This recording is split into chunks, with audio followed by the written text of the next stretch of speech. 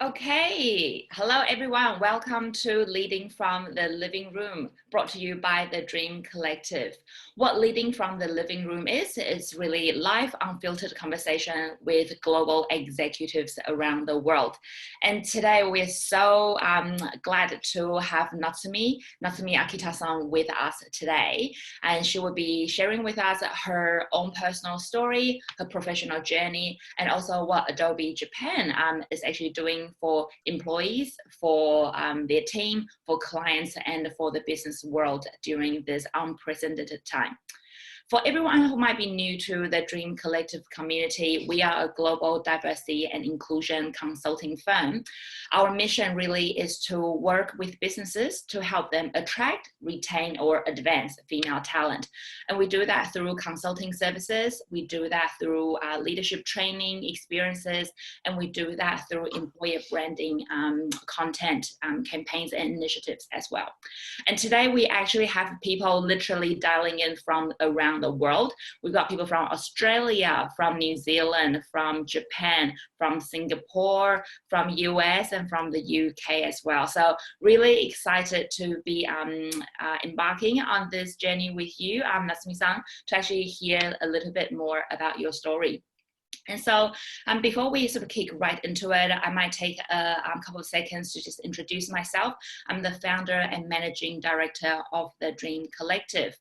And who we have here with us, Natsumi-san. She is a vice president of marketing at Adobe Japan.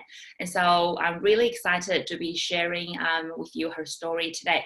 So Natsumi-san, I might get right into it because we are actually going to get you to share your professional journey a little bit directly with the participants. So can you tell us a little bit about your sort of professional journey that's brought you to the current leadership position? I think probably specifically, I know you've changed industry a couple of times. So can you talk us through that as well? Okay, thank you, Sarah. Hello, everyone. My name is Natsumi Akita. I'm a vice president of marketing at Adobe Japan. So it's great to be here today. I have over 20 years of experience in the financial services industry, including Citibank, MasterCard, HSBC, and Japanese banks such as Mitsubishi and Shinsei Bank. So as a professional marketer.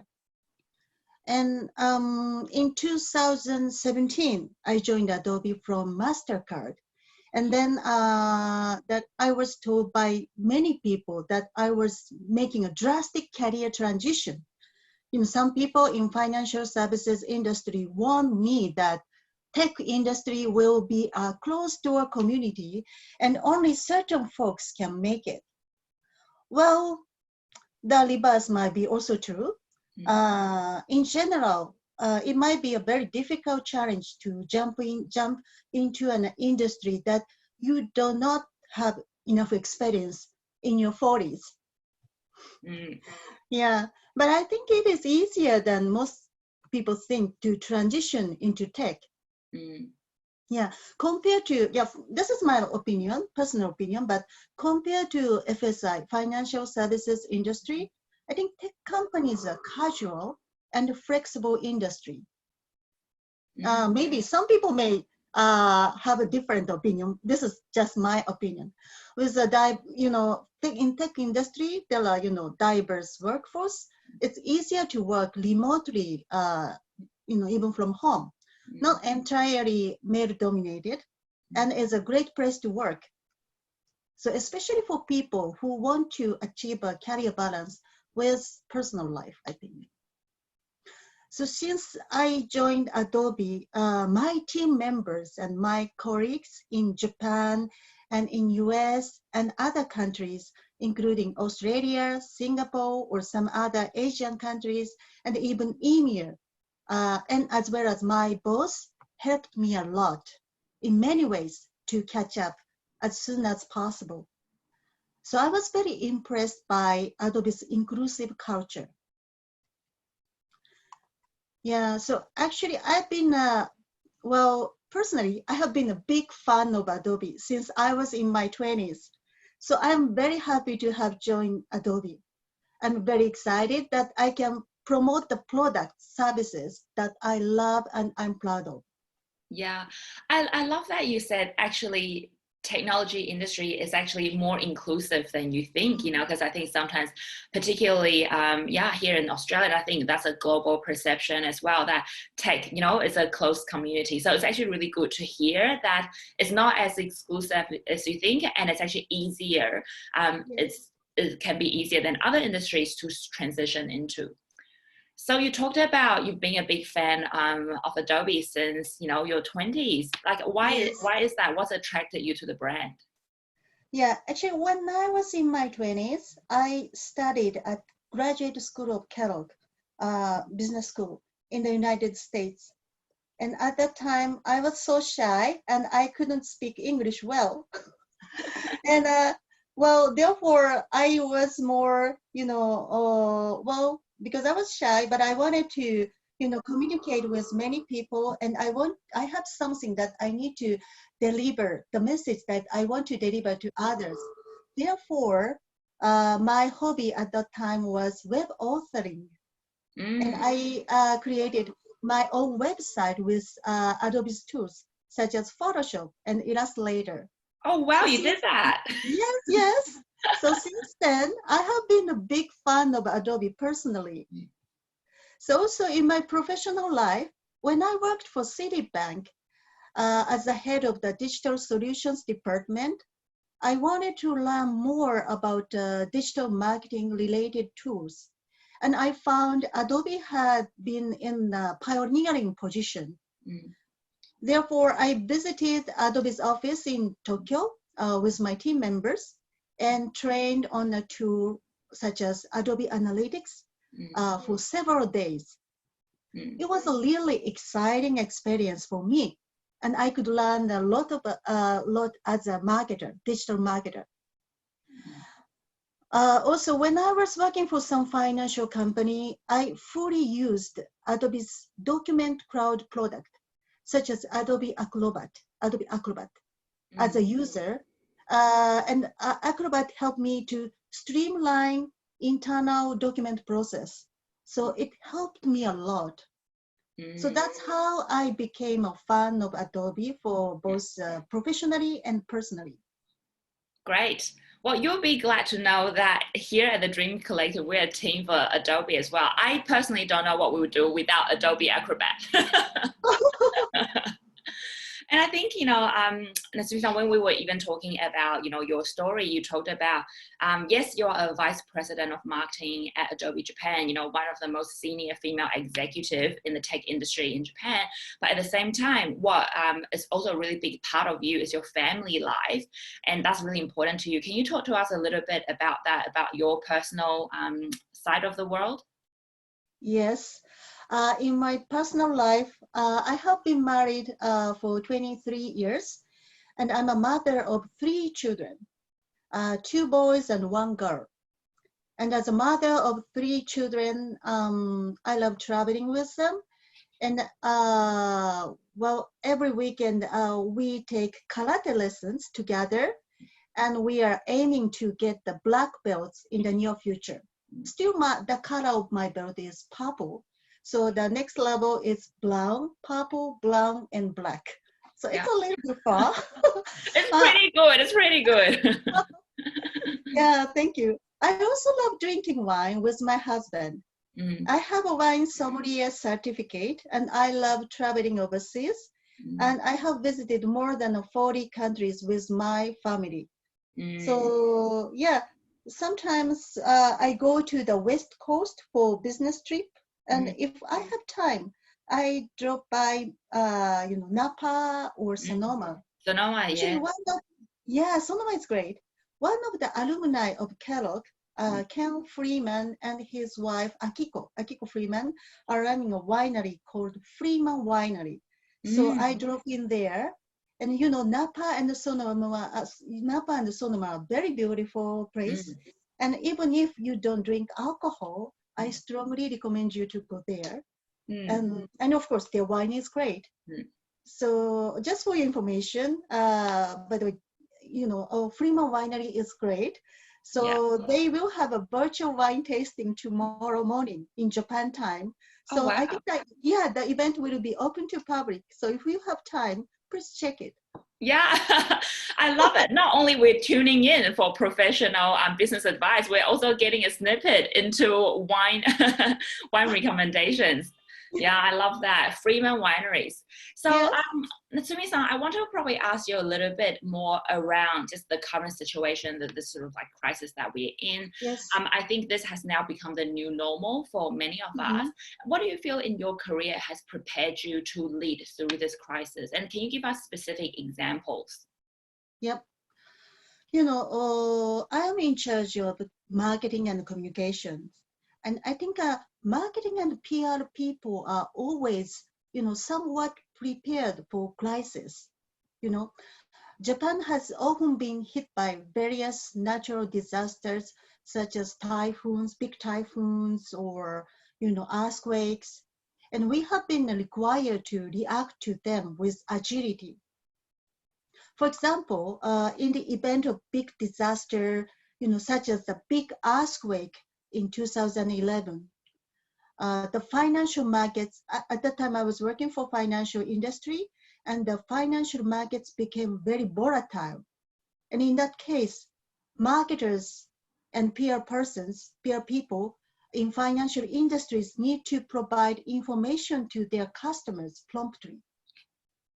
Also, it may be necessary to cancel big events, you know, stop advertising or refrain from using social media.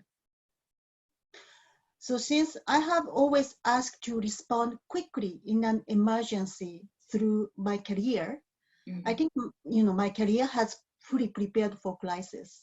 Yeah, fantastic. And so talking about sort of crisis and all the challenges as your current role as VP of Marketing at Adobe Japan, what has been the most challenging for you during this time? Well, there are many things happening. So one of the example is, we were planning to invite more than 20,000 people in Las Vegas and have an event called Adobe Summit at the end of March. But, you know, in light of the COVID-19 situation, just 2 weeks before Adobe Summit, we made a decision to cancel in-person event and decided to do it digitally.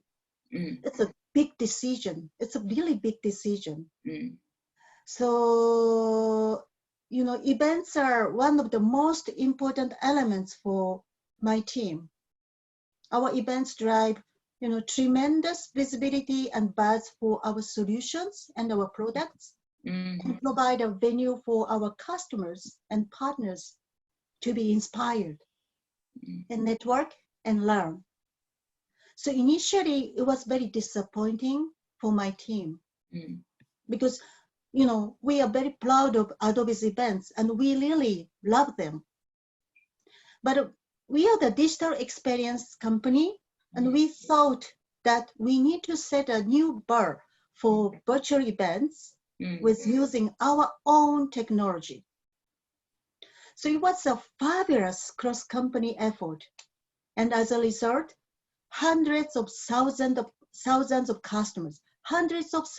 customers participated in the summit experience, digital experience. So we have created an opportunity for Adobe to reimagine digital events and attract a much larger audience from all over the world. So if you did not have a chance to check our digital summit on adobe.com, so please check it. Anyone can view the contents for free. And also, sorry, I'm talking too much, but please allow me to continue. So in October this year, we will host Digital Max, which promises to be one of the most immersive, imaginative, and innovative digital events of the year. So let me explain about Max briefly, because I guess some of you may not know what Max is. The Adobe Max is our annual big event, and at Max, we announce major changes and new features in our service, Creative Cloud. And I'm sure that Adobe Max is the world's biggest design conference for people involved in all kinds of creative work. So we, people are working for Adobe are very proud of Max. Mm-hmm. So for this year, as always, we will be unveiling the latest Creative Cloud innovations, hearing from some of the most inspirational creative leaders in the world, and creating new and exciting ways to connect our community. Mm. And best yet, the magic of Adobe Max will be open to everyone this year, like Digital Summit. It will be completely free to attend this year. So planning is already underway, and there are some truly amazing ideas brewing. So I think some of you may be using our tools, and if you are interested in our latest technology, please look forward to Digital Max. Adobe Digital Max. And yes, Adobe Digital Max. Yeah, I think what's really interesting, Natsumi-san, is that we're seeing actually new opportunities emerge out of these crises. That accessibility to products, to services, to experiences are now automatically accessible on a global scale. So I think that's a really interesting angle to look at it as well. Often when we talk about challenges during this time, a lot of people actually tell us about remote working, particularly in Japan, where it's slightly, I suppose, the adoption is not as high as probably relative to other countries. So with remote working now becoming the new normal, I think that a lot of people struggle to navigate between work and life, and the line is now more and more blurred. Yeah. How do you navigate that as a leader and actually for your team as well? Yeah, you're right. It is becoming increasingly challenging for many people, including myself, to balance personal and professional lives. In my case, I started working remotely in March, and I can tell you that I'm feeling this acutely myself. Because you also have 3 children with you at home, right? Yes. Yeah. I have 3 children. So while, everyone's personal circumstances may be different, you may be living alone, caring for elderly parents, or trying to encourage your kids to learn remotely, like myself. And in my case, satisfying endless appetites of my kids, dirty dishes, and the huge amount of laundry produced by my 3 children, well, that's really tough. So the one constant is that everybody need flexibility. So I want to reinforce that we all need flexibility in this situation. So I feel blessed to work at a company like Adobe during this time. We are working very hard to keep our customers up and learning, and we are, generously supporting COVID-19 related charities in the communities in which we live and work. But we also need to support ourselves. That may mean, starting our day a little later so we can spend time with our kids. Taking time out of the day to exercise, having a proper lunch, or just closing our eyes and sitting quietly for a few minutes. Yeah, now more than ever, I think it is critical that we take care of both our physical and emotional well-being. So for those who are struggling with the work and life, integration under COVID-19 situation, my another recommendation for them is that you have to take a control, and you have to ask. You need to speak up. Nobody will tell you, oh, you are in trouble, so do you want to do this, blah, blah, blah. If you are, good employee and the company really care for you, and I think, we can make something, work it out. So again, everything starts with you, so speak up is really important. Yeah, Fantastic. And I think right now, for all the participants tuning in, you will see a polling question appear on your screen. And this is actually a live polling. We're asking everyone who's watching right now to actually put in their answers and response and how they feel around those questions. And you will be able to see how people are voting as well. So feel free to click through to the polling questions as they come through, because we actually find that give us great insight of how people are doing generally as well. So, Natsumi-san, you talked about, obviously the working from home flexibility requirements, and with school closure now happening also around the world, how are you navigating people like, how are you navigating working parents, this situation around working parents? I think, people usually ask me, hey, how are things working from home? I'm like, it's great, because I don't have children, but it's actually a very different experience for working parents. So what's your experience throughout this period? Yeah, great question. Well, right now, I'm having a tough time like many other, working parents in Japan. I have 3 children from a high school students to a nursery school student.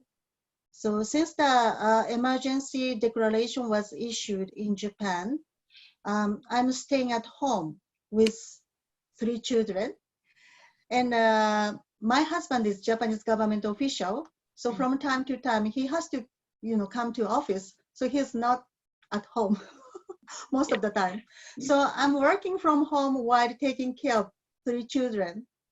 Wow. And unfortunately, it's really tough. And unfortunately, I cannot get support from my babysitter because she also needs to stay at home. So I'm managing to work from home and raise my children while sharing roles with sometimes sharing roles with my husband. So to cope with the stress of this situation, I'm making various dishes every day since I love cooking. Yeah, actually I took some cooking classes such as Indian dish or Singaporean dish when I was young.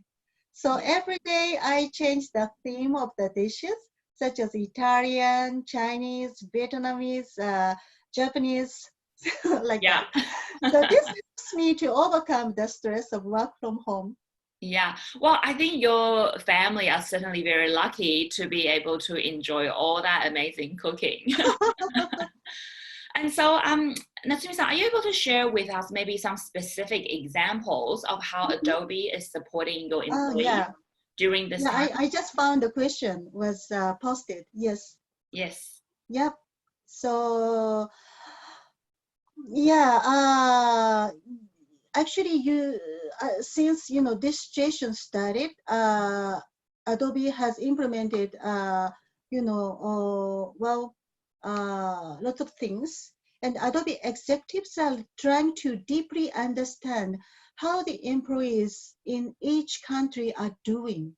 In fact, I'm having a casual chat with executive vice presidents every week, and we'll have an informal chat with CEO of Adobe next week, global CEO Shantanu Narayan.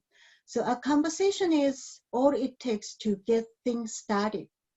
So they are seriously considering how to deal with the situation. As a result, Adobe is providing lots of innovative ideas for employees. So let me introduce some examples. The first one is maybe global day off. This is the first time, but tomorrow, May 15th, will be a global Adobe day off for all employees all over the world. Wow. Given this day happened to be the United Nations International Day of Families, it's fitting that we celebrate our Adobe family and use this opportunity to focus on our personal well-being. So while we each have the flexibility to take time off when we need it, I think we can all agree that there is power in taking time off together to fully unplug. Yeah, this is one of the example, and there are several other example. Another thing is, this is what I explained to executive vice presidents, and this became real, flexible schedules.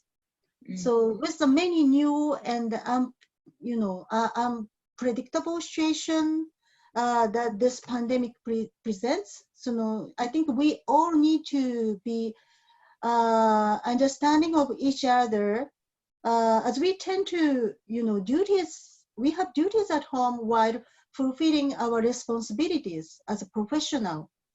If our home obligations are making it difficult to maintain our regular work schedule. Actually, Adobe used to have the core time, which starts from 10 a.m. to 3 p.m.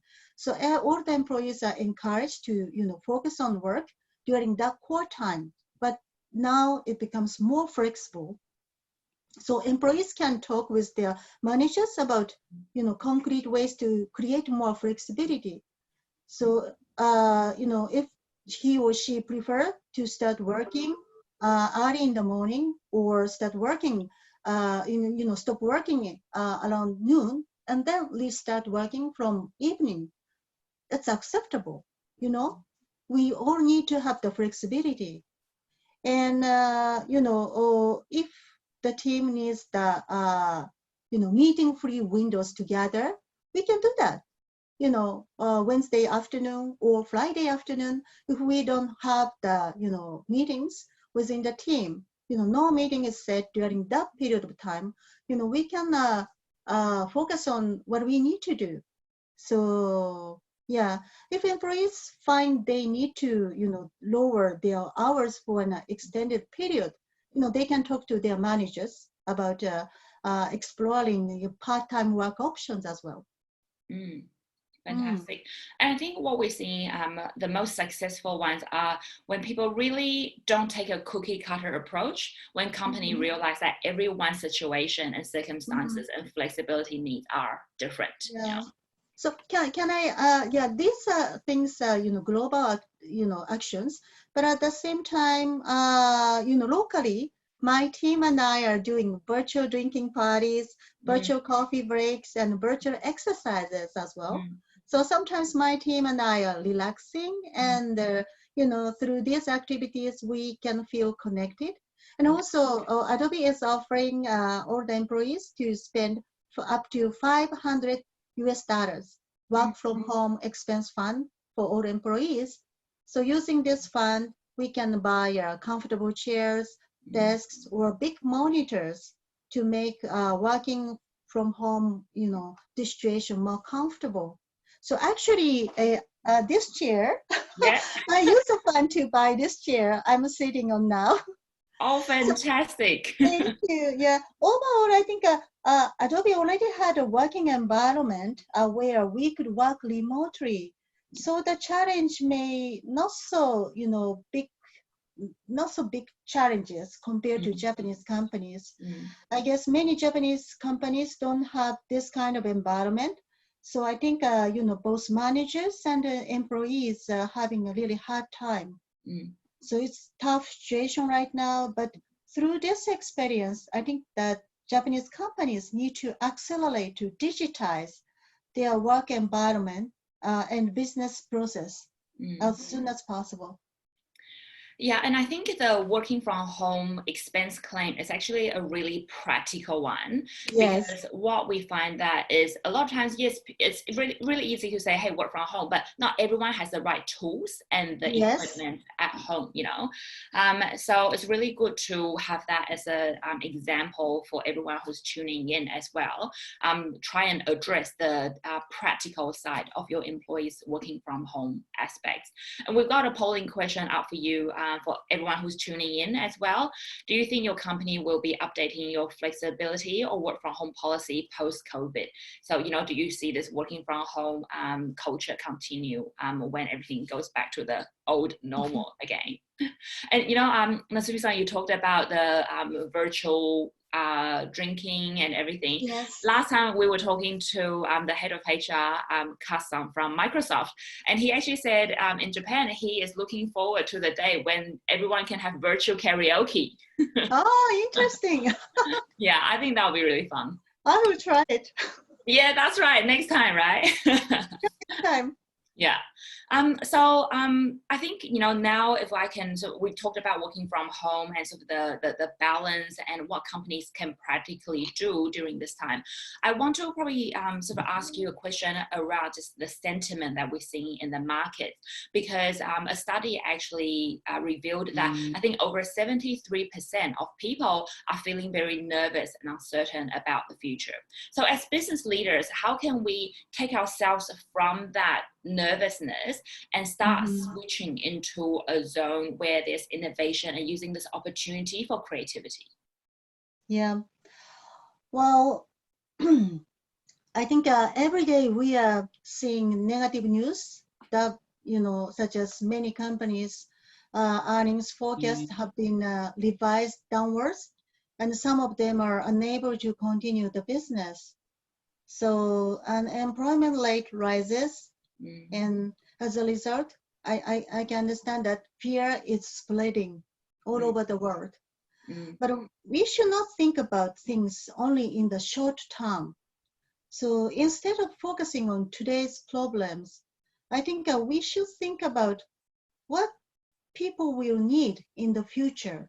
So business opportunity must be hidden there. For example, recently many services that used to be offered in a physical spaces are shifting online, such as babysitting services. I found the article yesterday that now, babysitting services are available, even, this kind of services available through online, and there is a need. And cooking classes or yoga lessons or even wine tasting classes are now online, offered through online. And recently in Japan, a major Japanese taxi company has also started meal delivery services. So these are just an example. So we should not think of these new services or new, challenges as an urgent backup plan in the current, COVID-19 situation. We need to think of them as a new business because they are the business right now and they could be new opportunities for the future. Yeah, so we are now in an uncertain era and may not know exactly where we are going, but we sure know the direction to move in. So we cannot find a way out if we are stuck in the way we have been doing business. We need to have a mind shift. There's no time to waste, I think. So we must overcome this difficult situation with flexible ideas, flexible thinking, and quick actions.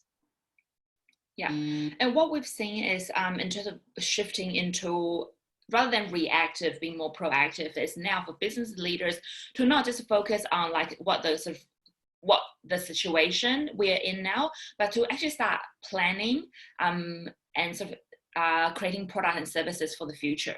Even for us as a business, we're already thinking how businesses will evolve after this COVID-19 crisis. So I think I really resonate with your point about not just think about the now, actually think about the future and already start working on that.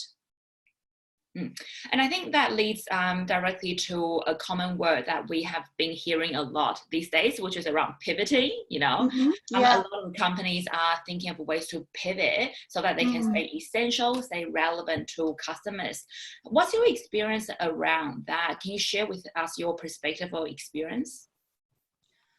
Yes, under this COVID-19 situation, I think almost all the companies are now required to change business target numbers, business goals, focus area or business policies and many things. So in an uncertain era like today, we need to change business priorities flexibly and promptly. So what should be stopped and what should be emphasized and respond quickly? And for example, as I already explained, we plan to conduct Adobe Summit in Las Vegas at the end of March, and we were planning to invite more than 20,000 customers from all over the world.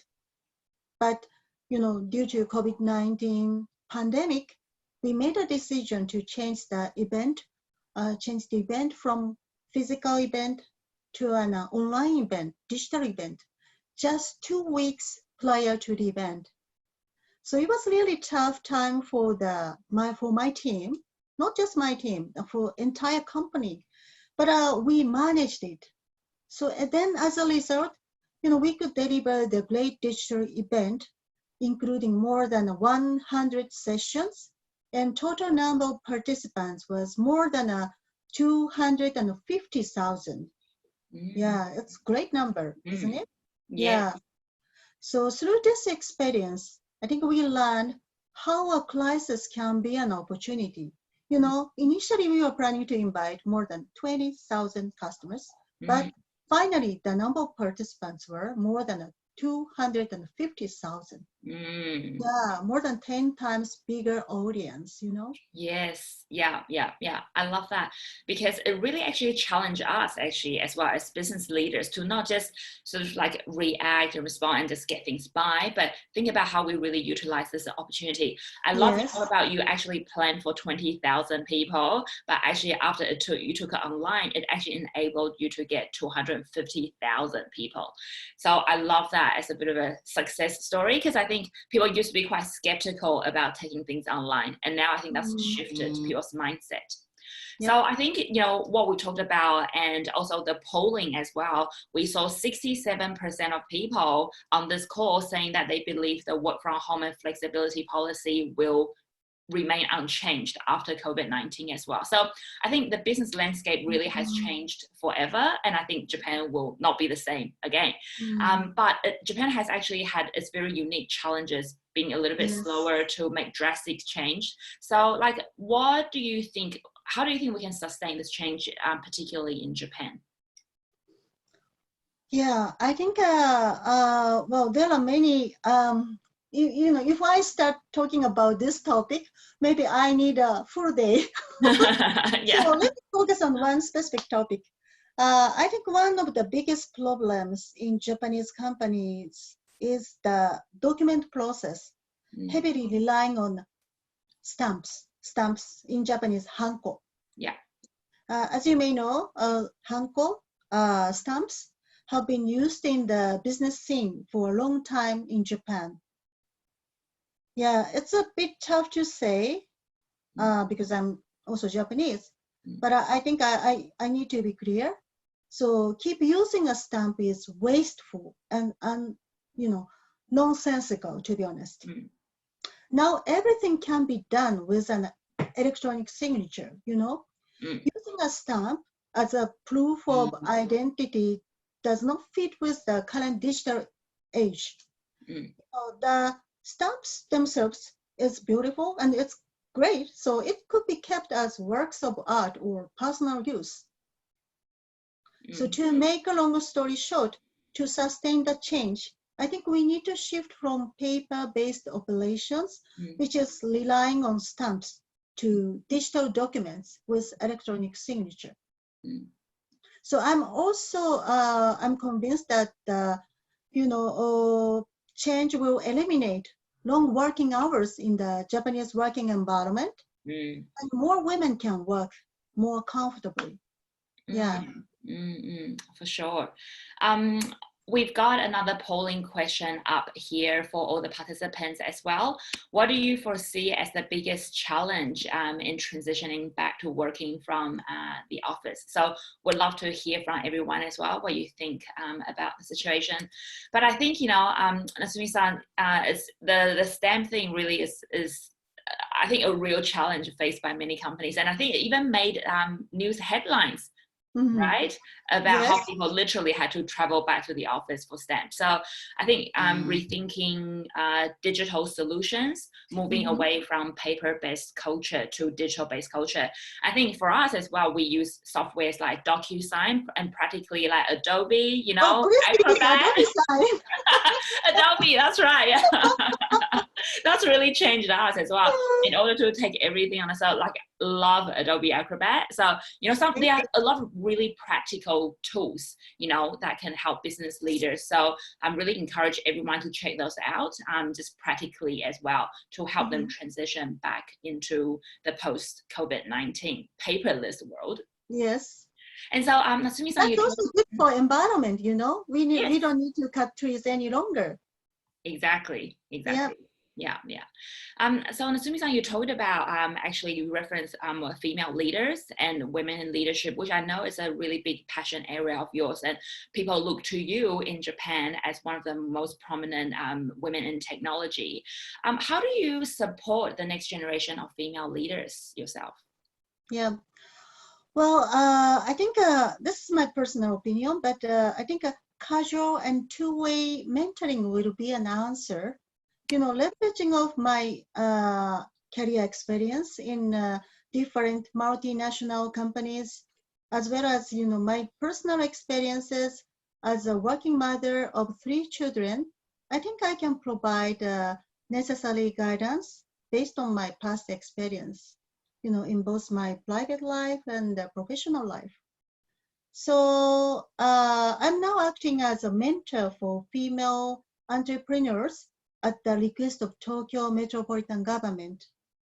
I'm also giving lectures at Waseda Business School, Ritsumeikan Business School, and the University of Tokyo from time to time. So I'm very happy to support younger generation with advice on, career transitions, building careers in both Japanese and non-Japanese companies, or work-life balance, or how to succeed as a working mom, and how to study abroad.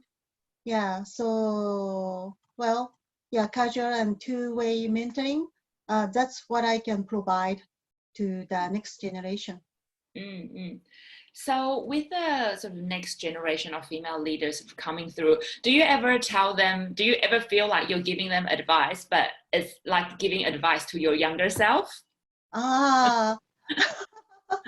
Because you're almost seeing them, like the next generation coming. Yes, that's right. Yes, yeah. So what advice do you give them? Well, yeah, the advice that I will give to my younger self will be like, in the past 27 or 20, yes, almost 30 years professional life, I made a lot of mistakes. So maybe what I will deliver to my younger myself will be, don't be afraid to make a mistake. Everyone fails. Challenges will be a constant in life, and you will make a lot of mistakes. And sometimes you will be depressed by repeated failures. But don't be afraid. Failure will teach you the greatest lessons and often shows you a better way of doing things next time. So last but not least, be nice to your family and your friends. And remember to treat them as you would want to be treated. They will stand by you when you are feeling down. I think that's a message for my younger self. I think I really need that advice. Be kind to your family, because I think everyone needs that right now. Because you work from home, you're in your family's face 24/7. I think we all need to remember that. Yeah, be kind to each other. And so what we've seen today also from some of the polling is that people are saying that, I think majority of people, 55% are saying that working from home, the biggest challenge they will face is actually how to actually manage those arrangements. So I think that's a really interesting insight for everyone who's tuning in. For business leaders, the practicality around managing those, giving them the right tools, having the right conversations, have the right structure and framework, and setting the right expectation will be key to unlocking work from home success from here on. And Natsumi-san, thank you so much for your sort of advice for everyone, younger self, female leaders, but I think that's actually relevant for everyone. right now. And I think, as we sort of wrap up this conversation, I'm really keen to understand for you personally, like, what is your most audacious dream that you are committed to making a reality, either personally or professionally? And this is actually a question that we ask most of our guest speakers to actually get a sense of, because we are here at the Dreams Collective, right? We're all about, realizing audacious dreams. So what are some of yours? Well, yeah, diversity and inclusion is not advanced in Japan, as you know. Gender equality is very different in Japan, compared to US. I mean, Japan is much more behind US. As many of you remember, Japan ranked 121st out of 153 participating countries in the World Economic Gender Gap Index, which was released last December. The ranking was the lowest ever, and of course the lowest among G7 countries. So I think behind the scenes, Japanese companies are still dominated by men, and it is not easy for women to play an active role in Japanese companies. So in general, Japanese work culture still devolves around full-time male employees working long hours. So we don't have enough support system for mothers wanting to return to work after giving birth, which places women in a difficult situation of having to choose between either forging a career or becoming a stay-at-home mom. So recently, companies have increased the number of women in managerial positions, but still many female managers remain either unwed or are married but have or chosen not to have children. So nowadays, there is a lot of awareness around the gender gap in Japan, so which makes many people aware of, helping women move forward in their career. So the situation is changing, but I think, personally, I think the speed of the change is still slow in Japan. But due to COVID-19, working from home is now getting more acceptable. So, and as a result, I think it will be easier for, homemakers to start working. I hope this will accelerate the transition in Japanese society. And personally, I have 3 children. Hopefully, this kind of challenge will be resolved in the future when they are grown. That's my dream. Fantastic. I think that's my dream and the dream here at the Dream Collective as well. And that's very much our mission, to propel more women into leadership roles, not just in Australia, not just in Japan, but actually across the world. So thank you so much for sharing that vision, and actually actively sort of invest your time in mentoring the next generation of women, and invest your time in really building the business community and women leadership. So thank you so much for that. And I want to take this opportunity to thank everyone who's tuning in to this session as well. Thank you so much for joining us from our living room, but for me, not living room, from my study room. And also the next session we have, which is coming up on the 28th of May, I believe, we actually have the head of HR for Uber in Australia and New Zealand sharing with us. So tune in on it's 26th of May. We have Susie from Uber Australia and New Zealand sharing with us sort of best practices, really practical guidelines framework on how businesses can work closely with the employees to not just survive, but really thrive post this COVID-19 circumstances. So once again, thank you everyone for joining us. Make sure that you stay connected. Make sure you subscribe to thedreamcollective.com.au so you can receive all the information.